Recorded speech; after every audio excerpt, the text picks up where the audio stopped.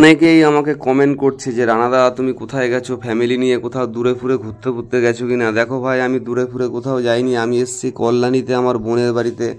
Actually কী বলো তো, কালকে রাত্রিবেলা গাইস বাড়ির পাশে শুধু সিটি মার্ট ছিল। সিটি মানে গল্পটা তোমাদের বলি, তোমরা কিন্তু ভিডিওটাকে স্কিপ করবে না, অবশ্যই দেখবে কিন্তু। তো কালকে রাত্রিবেলা আমার বাড়ির পাশে একটা বাড়িতে খাসির মাংস রান্না হচ্ছিল, আর শুধু সিটি মার্ট ছিল, মানে প্রেসার কুকারে। তো সেই গন্ধটা এসে না নাকে ঢুকছিল, তো খুব ইচ্ছে হচ্ছিলো খাসির মাংস খাওয়ার। তো তারপরে রাত্রিবেলা কি করব, ওই ঘেরান শুকেই ঘুমিয়ে পড়লাম। পরের দিন সকালবেলা ঘুম থেকে উঠলাম, ওঠার পরে আমার বোন ফোন করেছে কল্যাণীর থেকে যে দাদা অনেক দিন ধরে আমাদের বাড়িতে আসিস না, তো আমাদের বাড়িতে একটু আয়। তো সেই কথা শুনে আমার ছেলে মেয়ে, আমার বউ, সে তো খুবই আনন্দিত। তোমরা তো জানোই যে এখনকার দিনের বাচ্চা কাচ্চারা কোথাও যদি বেড়ানোর কথা শোনে ওরা খুবই হ্যাপি থাকে, খুবই আনন্দ। আর মহিলাদের কথা কি বলবো, মহিলারাও যদি বেড়ানোর কথা কোথাও শোনে তারাও খুব আনন্দিত। তো ফাইনালি সেই উদ্দেশ্যে বেরিয়ে পড়লাম, এবং বেরোনোর সময় জাহাজে একটু তেল না বললে হয়।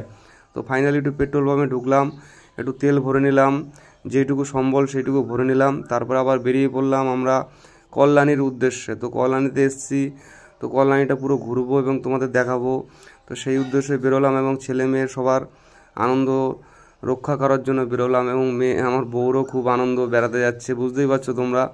আমারও একটু আনন্দ, যেহেতু কালকে রাত্রিবেলা খাসির মাংস খেতে পারিনি, শুধু গন্ধ শুকে ঘুমিয়ে পড়েছি।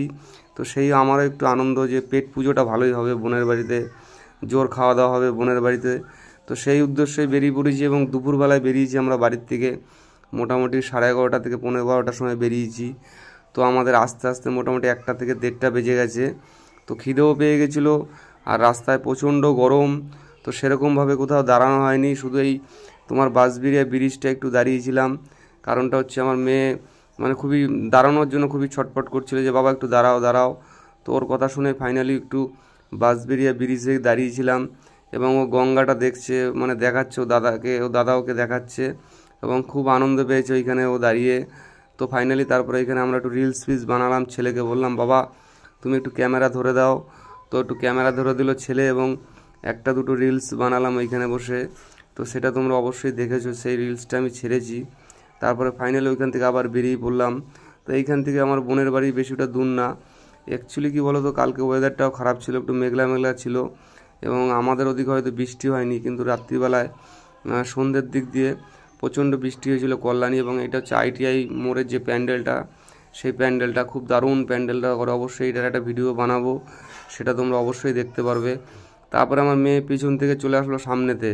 তারপরে সামনে চলে আসার পরে আমরা চলে আসলাম আমার বোনের বাড়িতে, এবং দেখতে পাচ্ছি এইটা হচ্ছে আমার বড় বোনের বাড়ি।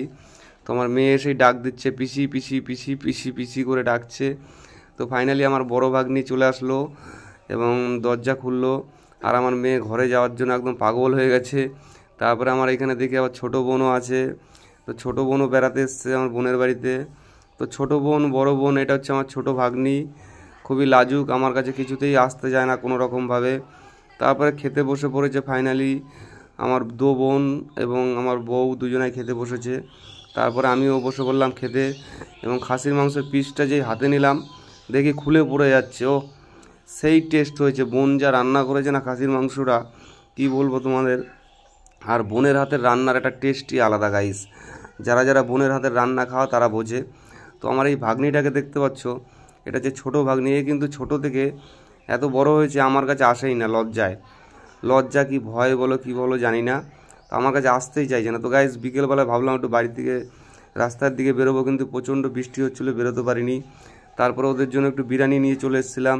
তো সেই বিরিয়ানি নিয়ে ওরাও খেতে বসলো, এবং সবাই অল্প অল্প করে খেলাম। কারণটা হচ্ছে দুপুরবেলা খাসির মাংস, পোলট্রির মাংস, ইলিশ মাছ, আরও অনেক রকম জিনিস ছিল, সেটা খাওয়ার পরে আর সেরকম খাওয়ার ইচ্ছে ছিল না কারোই। তো অল্প বিরিয়ানি আনা হয়েছিল, সবাই মিলে অল্প অল্প করে খেলাম। আমি তো ভেবেছিলাম খাবো না, তাও তোমার দিদিভাই বলল যে তুমি একটু খাও। তো ফাইনালি আমিও একটু নিলাম, এবং সকলে মিলে খেলাম, খাওয়া দাওয়া করলাম। কিন্তু গাইস কী বলবো, কল্যাণীতে প্রচণ্ড পরিমাণে বৃষ্টি হচ্ছিল।